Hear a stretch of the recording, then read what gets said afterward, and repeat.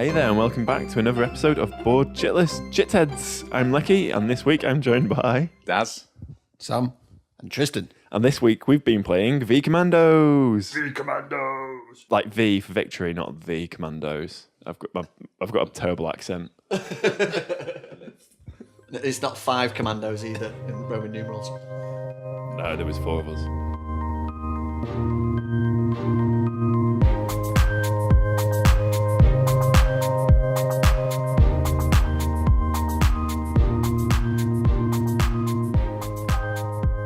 So V-Commandos is a military simulator based in World War II. You play a load of men on a mission in Europe trying to make life really difficult for a load of Nazi soldiers. It's for 1 to 4 players and plays in about 30 to 120 minutes, which 30 minutes seems a bit on the short side. I think there's some short missions. Yeah, maybe that's how quickly you get killed. First time round. Our first mission was less than 30 minutes. Well, like 3 minutes, really. There is one, like an introduction mission. It's only like 30 minutes. And it does play really quickly. Yeah, no, that's fair enough. We did 2 maps, so that's like at least double the length of time. Yeah. It was good. Well, I had fun with it at least. I really like the art style. It's got a nice like pulpy graphic style to it. It looks a bit like a part graphic novel, part graphic novel. It reminds me a little bit of the Legendary Counters art. Just a little bit. Yeah. No. So nice. No. It's way better and it's consistent. The Legendary Encounters art is all over the place. Some of it's amazing, some of it's awful, and the whole gamut of It reminds me of the amazing bits in... half of the Predator cards do look a bit boss-eyed. It's I think it's really good. It's really consistent and it's very comic book style, as you say. Yeah. And also it's sitting on loads of cool black and white art that you never really see in the game. So on the back of every mission card, when you complete the mission, you flip it over and there's a cool, like, an exploding battleship or a destroyed airbase and that kind of thing. And there's like 50 images in there, which you'd almost never notice unless you specifically held it up and showed everybody. There's a lot like I newspaper didn't. headlines, don't they, as well? It's just Yeah. quite evocative. Yeah. What did you think of the whole graphic design art style? As a graphic designer. Or artist, as some people. Well, I just do type text and move shapes around, but the artist has done a great job on it. Yeah, there's so some of all the tiles, they're quite, even the small tiles are quite large, and you do get to see a lot of artwork on those. And then the bigger expansive tiles, there's quite a lot of detail to them as well. So yeah, they've they could have easily made the sort of initial tile. They could have made them all the same size, really, the way the game plays. But it looks like they've spread it out and made it really nice and shiny. Yeah, there's a basic, simple mechanic as well that goes with that. That's the bigger the tile, the harder it is to hide. Like the easier it is, you'll get spotted, sort of thing. Yeah.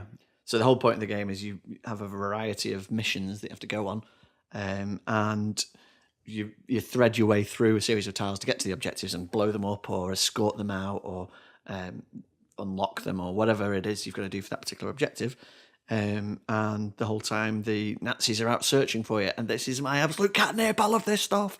It could easily be a plastic miniatures dungeon crawler because you got like 1 to 4 player cooperative, moving around tiles and stuff. Yeah. But it's all done with tokens, like poker chip style tokens that aren't like heavy poker chips. They're cardboard, but they're like circular shapes with flag patterns on them and stuff. But I think they really get the job done. It's like a lot of information just easily pared down into each baddie has a couple of boxes, and that's how many guns he fires at you. Really nice bit of design in terms of like icons. So how dangerous a soldier is can be assessed by how many dice he rolls against you, which is just basically a little square at the bottom. So it's 1 square, 2 squares, or 3 squares, and you can just tell really easily which ones you need to be, shooting first. Really, there's like a nice little sledgehammer icon that tells you that they can just smash doors open when you try and sabotage them by crowbarring doors shut. Not sure how that's meant to work though, because I always imagine you crowbar doors open. Put a crowbar between the handles of the door. Yeah, but have you seen how big a crowbar actually is? It's less than the width of a door. No, like the 2 handles. These are bigger crowbars. Yeah. Maybe it's going off the assumption that all old-fashioned doors had a big loop in them. These are eagle bars. They're much bigger. How does it work with the wooden doors? So we had an interesting experience tonight in that the first game, no stealth was used. And we sort of charged into the map, set off all the alarms, and all got murderized very quickly. Yeah. And then we reset the level, went again, and decided to use stealth and cunning. And It was only slightly less of a slaughter that time round. The stealth mechanic's brilliant. It's so easy to maintain stealth. It's not like Dungeons and Dragons where it's unheard of ability that one person will give a TG every once in a blue moon, and then you've got to keep rolling really high numbers in order to keep it. You just have to make sure you go into the right tile in the right conditions, and then that's it, you're in stealth.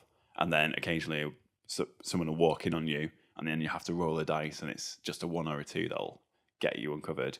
And the dice are designed well again, so they've got a little eyeball on them to really show that you've been discovered or not. yeah. So it's good, it's nice, and it's so easy to kill people when they don't know it's coming. Yeah, if you're in stealth, it's a free kill. You can just take dudes out. And it gives you that feeling of empowerment, like you really are these cool commandos behind enemy lines and wreaking havoc like the actual commandos did in the Second World War. And each of the missions has a story based on like the real missions and that. It does start to feel like a sort of boy's own adventure when you're shooting dudes left, right, and centre and wiping out maps and firing Panzerfausts and taking out 16 dudes in one go. Yeah, my initial character, the Butcher, he just had like a set of... That's one of the expansion characters, probably point that out. Oh, yeah. So he just had a set of knuckle dusters with knives attached to them and about 6 grenades and an RPG. He did pretty well. He was ready to explode things. Where was his meat cleaver as well? Pick that up along the way, maybe. He hid it down his trousers. Explained his funny walk. But all he did was walk into a room, let off an RPG, and then get blown up by an enemy. He didn't last very long. Your character came out of a hatch, didn't he, Sam? Yeah. Literally came out of a hatch, waited a turn to save an action point, then everything moved on to me and killed me. It was very much a slaughter, that first mission. Yeah. I think I was even in stealth at the time. It just didn't go well. You played this before as well, Sam. I have, yeah. Yeah. I genuinely think this second time playing it was more fun. Right. Because we chatted about the first time I played it, and I was too busy comparing it to other things to fully immerse myself. Whereas I've just lost that now, and now I know what I was getting myself in for. So I found it a lot more fun taking it for exactly what it was. I wasn't trying to make a comparison with a video game from the 90s. Yeah.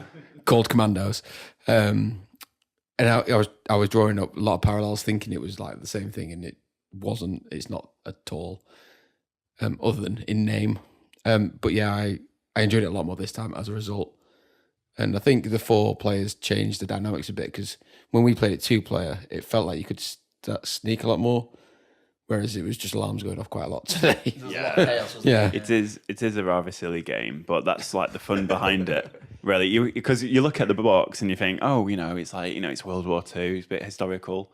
You're going to be like serious commando people, but then when you actually get playing, it's a lot more pulpier than that. It feels a bit more like a Indiana Jones movie. It's like alarms going off everywhere and everyone running out to shoot you, just getting mown down, or you're falling off the roof and getting killed. Somebody mentioned Flashpoint. Yeah. Well, the mechanics work really smoothly, don't they? Everyone gets just like a bunch of AP and you go crazy with it. And it felt like you can even save an AP like in Flashpoint. Yeah. Can't you? Like save it for the next turn. And it just felt like you're completely empowered to do what you can. It's limited because you can only really move around and shoot people. But at the same time, you're allowed to do that under what circumstances. There's only like a locked door that'll ever really stop you, or like, a handful of soldiers. So it was nice to just kind of think, oh, I want to do this. So you just go out and do it, or you get shot trying. And the Nazis drop loot. They do, left, right, and centre. So usually you can uniforms. Usually spotted tokens, which means as soon as you shoot them, somebody spots you. But you get, as you say, German uniforms, which you can put on, and there's a little token to swap your dude out so that you're now wearing a uniform, which means you're in permanent sort of stealth mode. And you can get like extra guns and gas canisters that can like make visibility low and stuff like that. And at the start of every turn, before anybody does anything, you draw an event card, and the event tells you what's going to happen that turn, and it could be a tank driving through the area and firing a shot at one of the buildings that you're in. But it also clues you in as to which direction all the baddies are going to move in, so you kind of get a chance to sort of plan around that and hopefully duck out of their way as they go about their duties. So it gives you this overarching turn-based tactic sort of strategy to respond to. whilst you're trying to sort of steadily work your way through to your objectives as well. Which in our case was find the dynamite, blow the stuff. Yeah, we were basically, it was like, the Bismarck, wasn't it?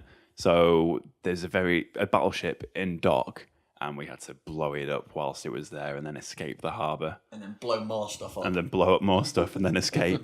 And then it only took the lives of about 12 heroic commandos to pull it off. But it was fun. The downside to the game, though, with the theme was there wasn't like a battleship tile. So there was just like a blank space. And it's like a gap. Yeah, there's the gap, there's the battleship.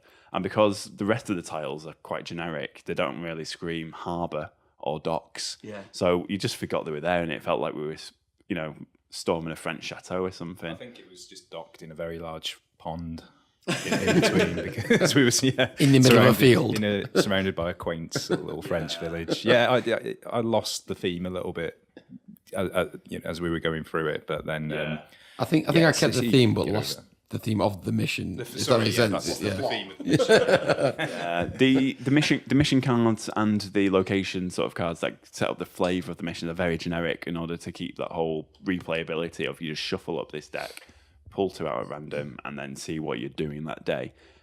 So the game suffers from that point of view, but at the same time, like the meat of the game, the bare bones of it is like your commandos. You're going to just try and satisfy a few objectives, and it does that very well. So it's a deceptively simple game. The game looks a lot more complicated on the box than it actually is. We learnt it very quickly. I think we were actually struggling to remember what we should be doing after like 2 or 3 turns. Well, you and Daz hadn't played before, had you? So no. To get in that quickly, at least we had some experience, if not lots. Yeah, there's quite a few sort of rules exceptions and things like that are kind of tricky to take in. But once you crack the stealth mode and the fact that basically whenever you move onto a small tile, you go into stealth. Yeah. If you move into a medium tile, you have to pay an extra action if you want to remain in stealth. And if you go into a big tile, you come out of stealth. And then all the other stuff that you can get breaks those rules, like if you put on a uniform or if you use gas canisters and things like that. But fundamentally, yeah, once you've grokked the system, it's quite a big rule book, but once you've got it down, it is really simple to explain. And because you guys have played games before, it was literally like, here's a list of actions you can do. They all cost 1 each. And here's some free actions you can do. And that was it. We were away, weren't we? Yeah. Just, we didn't really reference it after that. I think there was a couple of things, like a couple of special abilities or whatever that I had to look up. But once we set up and got going, you're away. And like you say, it's very deceptively simple. It's kind of a cartoony sort of take on like the men behind enemy lines thing, which is the stuff that I love. It's like, if you compare it to Warfighter's I think a lot more. Warfighter's kind of still lightish. It's not like a super heavy war game, but it feels more serious than this, whereas this is very much like, just nipping around, like wiping huge sort of platoons of Nazis out, and then if you muck up, everybody gets spotted and murdered in short order. Like every time any of us did get spotted, it wasn't by one guy, it was by like 8 dudes with machine guns, so there was no chance of survival. But it meant the stakes were high. And then if you do complete a terrain, like you have, we only played 2 terrains, which is a short mission. You can get some that go as far as 5 terrains. Right. And between terrains, you can refresh your team. So if you do get taken out, you can come back into the game in the next terrain, which is kind of cool. Yeah. Except on the final tile, that's like, all or nothing sort of thing. Because I think a few of us lost dudes between terrains on this one. 3 out of 4 of us. Yeah, yeah, I liked it. It was that was the sole survivor. Literally snuck out and left of us to our heroic in the same breath. In your German uniform. That's it. Yeah. And I never came back. Defected. No, I think we all. Only 2 of us not having played it before. I think we all clicked pretty quickly. I think it was probably in our interest to get totaled quickly in that first round, because it quickly taught us about the how important the stealth element was and how quickly it moves as well. Because like you said, it was a bit deceptive. I like talking about the tiles before being quite large. That's just like you were saying. It's more of a visual. It takes this much to kill someone here, rather than this tile's big and it'll take you a while to move around it. You literally just jump onto it. So it's more, less complicated than I thought, but still, nice and strategic. And you feel like you can plan quite far ahead, but we I wouldn't say we rushed into it, but we did have a sort of vague sort of idea at the start of each round what we were going to do. But you can't plan that far ahead because of the is it the event cards that come in? So they, I think they're quite necessary. Otherwise, it could be too easy. I do like. Well, it's sort of pre-planned kind of thing. Yeah. I do like that planning stage though, where you're like, okay, you go in here and open that door for me, and then I'll run in and chuck the grenade, and then Leki can give us covering fire and stuff. And you've got that very sort of cooperative gameplay. You can't really just run off and do your own thing because you will get murdered. And so it was kind of telling tonight. Like the first attempt at it, all of us got wiped out. And the second attempt, all of us but Daz got wiped out. And then in the third final terrain, we all went in, we stealthed it the whole way, we completed the objectives, and we snuck out and survived. And it was like that, almost like a really steady learning curve, to make our way out of it. I'd like to have had the chance to play like a 2 or 3 hour map where they're the really involved ones, and you get more invested in your characters because between terrains you get to keep all your stuff. So if you're in a German uniform and you go out the hatch of one terrain, you'll come back into the next one, potentially with a German uniform, with an extra machine gun, with an extra action saved up, with no wounds. And you're like, yeah, this guy's actually kicking butt now, But if they do get taken out, you can just grab another commando out of the bag. Like you're saying about being invested in the characters, that's one thing that I really did feel like every character felt somewhat different. So like, not too much, but like Leki had I was a medic, so I was running around with healing people, trying to heal people, bringing them back from the brink. Leki had the sniper, so he was climbing up onto the rooftops, taking people out, camping out there. Yeah. So everyone felt slightly different. They had all slightly different abilities, but every character, when you pick your character, has two sides as well, and they have different abilities. So you might choose one with a stealthy gun, so you can sneak around a bit more, but their abilities aren't as good. So, for example, my medic had a stealthy gun, but his ability was can potentially save a first aid kit on the roll of a 5 or 6, which I never did. But on the other side, if I'd have taken the gun that makes loads of noise and draws all the attention to me, I can use first aid kits for no action points and heal up a lot more easily. And I couldn't carry as much equipment. So it's quite, you're sort of weighing up what you think you're going to need for a mission before you even start. And so everyone can sort of pick. And it's quite good to get a good combination of the two. Like some guys running around with machine guns and Panzerfaust, and then others like with a Beretta and stuff, Knife. There's definitely like the vanilla side for like introductory missions and just getting used to the game, and then an advanced side for like when you're feeling a bit more hardcore and you want extra challenge from playing that character. I think I had the two sort of more exotic characters because the special abilities were like really out there. Like so, like the butchers was like you could just pretty much stealth kill even when he's being seen if it's 1-on-1 in a square. And the sniper had like loads of crazy ones. It was you could pretty much shoot someone outside from anywhere inside, and then on the other side it was like her Russian gun, so you could shoot the backup drivers for bringing spawn recruits. Points. Yeah, so you effectively shut down a spawn point for a turn, which is pretty cool. So it's like which side do you use? They both sound cool. So I just rolled a dice in the end and let fate decide. But I like the way that. If you sort of weighing up your odds, you're looking at the mission in that whole planning phase beforehand. When you're starting to think about what you want to do, where people are going to go, you sort of think, well, which character here is going to bring the most benefits right now? Am I going to need to do a lot of healing? Do I need to stealth more? Do we need to take out the spawn points quicker? Do we need to move around faster? What is it that we think we're going to need to do? And then it all goes wrong anyway. And then after the first turn, it all like you say, and everyone's changing the mind of what they're doing because it's kind of horribly.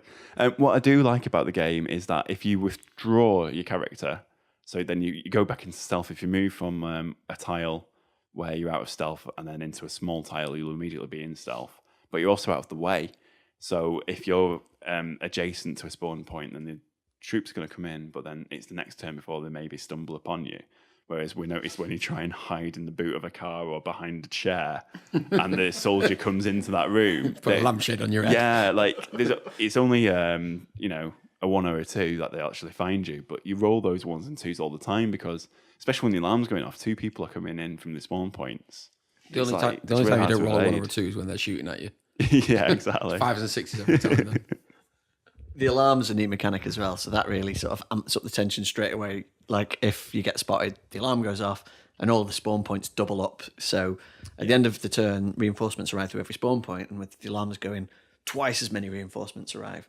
So you've got one opportunity to shut down that alarm and make sure that, or make the Germans think it was a false alarm, and then you can carry on stealthing. Yeah. But I don't think we had that opportunity. We by the time the alarm went off, it was all going to hell anyway, and it just sort of escalated the threat, and it adds a very sort of natural ticking timer, towards the end of the game, where if you run out of enemy tokens, you're overwhelmed and you lose. And also logistically navigating through 20 Nazis is different from avoiding one or two that are wandering the grounds.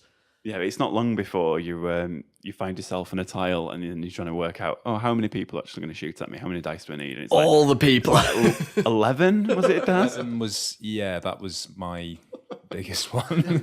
Nearly a you were in a bunker as well, roll. weren't you? So you were hidden in a bunker, which give you extra protection, but you still couldn't take 11,000 rounds being fired at your head. A bad move, and it all quickly bit me in the ass pretty quickly, that one. But Sam saved me eventually, so it was all fine in the end. So. I patched up all 11,000 bullet holes. They were only small bullets. There's just rags left. And I'm a tough commando, so... Did a very similar thing for me when I was full of 6 bullet holes. It's a very good medic. It's like putting together one of the heroes after Avengers Infinity Wars. Oh, brilliant. How are you getting on with this as a sort of a war-themed game? Would you place this above something like Fireteam Zero, or is it better because it's lighter sort of thing? Fireteam Zero, I think, is a heavier game. Oh, definitely. It feels heavier. I don't know, actually, It's a different sort of genre as well. Yeah, and it has more storytelling. In Fireteam Zero, you're uncovering the plots as you go along and stuff. And it's got miniatures, but on the face of it though, they're kind of similar. Oh no, in Fireteam Zero, you've got your deck, haven't you? Your like deck building your character and stuff. So I think that has more going on, and that's weird war. That's the monsters and everything. But you could quite easily have an expansion to this where you swap out Nazis for skeletons or deep ones or zombies or kind of thing to really throw a spanner in the works. In fact, I'd love to see that. We do have the first expansion all mixed in and shuffled in here, which gives extra characters, extra events, extra tiles, extra baddies and stuff. And we did throw in the Goliath tanks, which was probably a bad move in the first scenario. We threw them back out again for the second scenario because on one side they're paratroopers, which are already pretty nasty, like 3 dice baddies. But the Goliath tanks were apparently used by the Germans, not very effectively in the actual war, but in the game they're really effective. Like if one moves into your room and you're visible, you're just dead. You just get wiped out, and that happened to a couple of us. So yeah, we took those out for an introductory game. It wasn't worth having the deadliest unit in the game, I don't think. Yeah. But it was nice to add that variety, I think, over there. Yeah, and it was nice because it was like a explosives mechanic. It was like the whole mission was built around explosives. Yeah. But they were like, explosives are OP. It taught a steep lesson in stealth. It turns out explosives can explode. They're so dangerous. Like the movies don't look that dangerous, but they really are. Michael Bay never taught us how deadly these explosives are. Yeah, just watch out. Put signs on the things just to show it flammable at the very least. It does say "Don't use it." Oh, brilliant. But yeah, I really love this game. It's I've soloed it a couple of times to learn the rules and that. I've not massively gone back to it for the solo game, but I do enjoy it as multiplayer. And I like as well, I never feel like I've mastered the strategies on it because they're always evolving based on the current layout, the current turn and the current event and stuff. So, and with 4 of us pitching in ideas, it felt like it was a real communal effort to get through the scenarios. There was no sort of obvious solve, it was like, if you do this can happen, this can help me or whatever. It's a good all-round sort of cooperative problem solver, really, isn't it? Like, it took about 10 minutes to set up, maybe a bit longer. Yeah, not too long to set up. We've got a nice system for packing it away.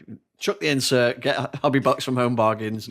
But yeah, not too long to set up, although there are quite a few different maps and variations for each mission. But it beats the pants off Flashpoint for me. Yeah. Flashpoint has fires, this has Nazis to kill. Yeah, Flashpoint, it's just a lot more dice chucking, isn't it? You've got to roll dice after every turn to work out where the fire's going. You've got to work out if the walls are going to fall down. And then, but And here you know the walls are going to fall down. exactly, and it felt just as intense. Like when you play Flashpoint, you feel like every turn matters, and at the end of each turn, you feel like you've lost. And you're always kind of like trying to bring yourself back from that precipice of failure.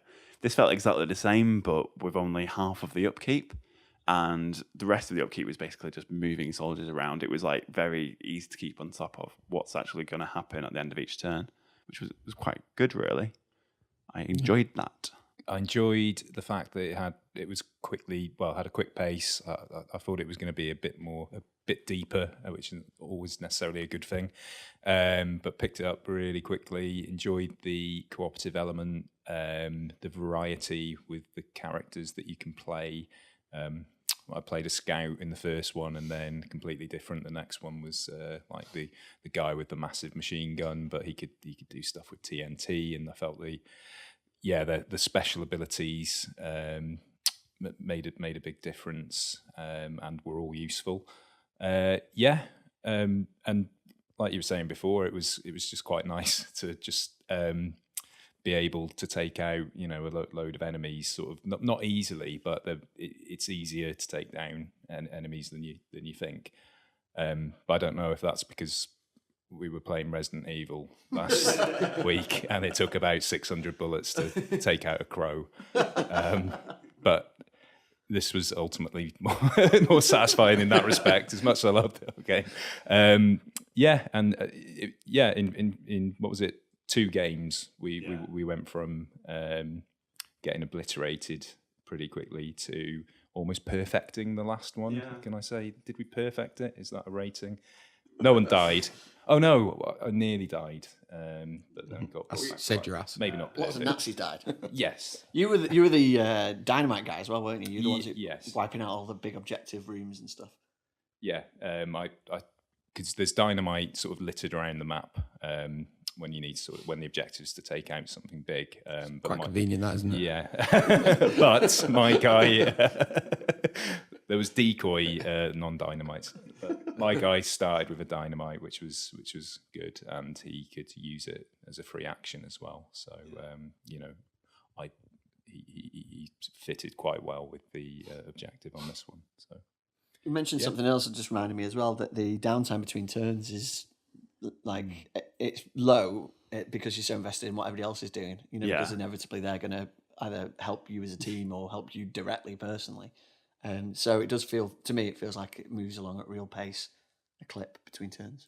I didn't really notice a downtime between turns as a result of that. You're far too busy, basically egging on one another player to sacrifice themselves for the good of the team and shoot the one pick in up the face. Pick up the rocket launcher and destroy that ship while we run out this way if you can. But then everyone gets shot anyway. It's nice. It turns out there is like an MOD manual from World War II on how to kill Nazis, and if you follow that process of hide, wait until you're 1-on-1 in a small room, murder them and hope no one sees you, then killing them is quite straightforward. If you run into the middle of an open space screaming and blasting a gun, that you're just not going to last very long. It's not going to work. It was fun, but it's a really basic concept of stay undercover. Follow that and you survive, but we just couldn't seem to follow it. We just couldn't stay hidden full of the money. Too tempting to fire those bullets. Yeah, definitely. And there's so many different guns as well. Like everyone starts off with a weapon, so it's not like you're ill-equipped. But then the soldiers are dropping like machine guns, grenades, smoke bombs, and stuff. And they're deadies to you pick them up for free as long as you're in that location. And then it's like a turn to actually equip them next time round. So it's a lot of fun there. You feel like you're just running along, shooting people, picking up their machine guns, shooting other people, getting shot. Yeah, I definitely like the start of the mission when you've got like a Sten or a Beretta and you can sort of silenced attack from a distance, or you can sneak up on someone. And if you're shooting, you have to roll. But if you do a close combat attack and you're in stealth mode, auto kill. So I love that, and I love it so when it sort of escalates and the alarm goes off, and all of a sudden, yes, you're firing your machine gun and rolling 4 dice and just like taking out an entire room full of guys.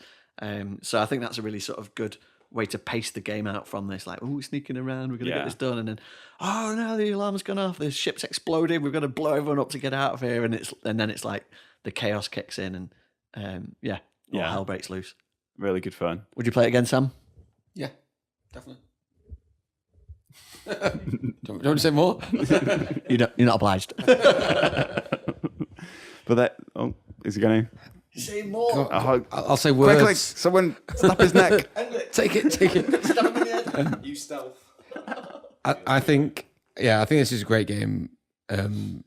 It's a little bit on the light side, and I think there is the possibility to go a lot heavier with it. But with you could have it so that you got to hide bodies when you kill stuff, and the guys are on patrol, so they follow set routes, and then you've got different directions stuff. But it would become something completely different. You've described the Metal Gear Solid expansion there. With just throw in a cardboard box as well. I think that would be amazing, but it would be something completely different. And I really like this. So light to mid game. It's probably more mid game than It'd lose that sort of like pulpy boy's own adventure, tongue in cheek feel to it as well. If you it'd lose some of the fun element, wouldn't it? It'll take itself far too seriously. Yeah. And it is that sort of like lightheartedness. It's not lighthearted. I mean, you're killing people and blowing stuff up, but it's metaphorical. It's fine. Yeah, but it feels like it's easy to do it. And you could get bogged down by like having to roll for like equipment checks and stuff like that. Because we obviously mentioned Warfighter before, and you play that and you enjoy the game, but it's not as fun when you're playing it. Do you think? It's like darker or heavier? It's heavier. Yeah, that feels more like Warfighters feels a lot more like a Tom Clancy novel. Like you're in it. There's insurgents. It's got Did photos someone betray of you? soldiers and stuff as well. So it brings Whereas this just feels a bit more like like your so Saturday morning B movie, which is why I think it works. It is, and that's why I like it, because it's a light. I concur. Pretty good though. I'll definitely play it again. I'd like to see the other missions. Try out the other character combinations. I would recommend, and also like to see what more vehicles turn up. There was there was an armored vehicle in one of the missions on the map, which didn't really interact with us, but maybe it would in another mission. I think it might just be a terrain image. Even so, it was pretty cool. There's lots of little like the environmental checks when you draw them. So there was a tank that would have blasted anyone that couldn't spend an AP point and wasn't hidden. Luckily, that was the only turn we were all in stealth. Or maybe that was because two of us were dead. But it just keeps you on your toes. It keeps everything fresh. And I think you could play this game loads more before you start to get tired of it. And if you're playing with the right people, you'd never get tired of it, because it's the sort of experience that you want. It feels like a lad's game, not being like sexist. It just is sort of like, it just gets you very excited about war. Game. Yeah, if you want to play a game that glorifies war and violence, V-Commandos is the game to play. Remember, it's light though with the camera. Light war. Yeah, if you want to really get into your war, get deep, then play some. Andy and Abyss. Memoir 44. Never played it. That's Shame to say. super heavy. Is it? Yeah, I think super so. light. I thought it was just play a card or something. Oh no, but I think there's difficult decisions to make. Might have to. You find played it. A Distant Plane as well, so I mean. That was Memoir 44 is heavy. Oh no, Distant Plane's just like, it doesn't even. That's not a game. That's a political simulator of the highest order. Actually, war. A Distant Plane, you're actually managing a black ops operation going on in America somewhere, and it's just being hushed up. No, it's a CIA recruitment tool. You don't get much heavier than that. So, went a bit off piece there. Have we got anything else to add for V-Commandos before we go? Anybody fancy another game? Yes, but don't tell Helen. My tyre was flat. That's why I was late home. Sorry, Helen. All right then. Well, there you have it. V-Commandos, really good fun. Would recommend from all of us around here, I think. I'm not trying to speak for everyone, but definitely speaking for everyone. Then go buy it now. Thanks so much for listening again, and we'll be back with you soon. But just a quick reminder to get on iTunes and leave a nice review for us. We've got a nice listener base, and we'd like to try and build it by getting iTunes to say to people, podcasts are good, and this one's a good one. Which, hopefully iTunes will pick better language to use. And if you could give it that language by writing down nice words, we'd be forever grateful. I'm going to go away and learn how to sell stuff. Until next time. Are we gonna tease next week's podcast at all, or no, because it means we'll have to do one. Let's try and keep it hobby. Until next time, whenever that might be, hopefully soon. Take care. Bye-bye. Bye.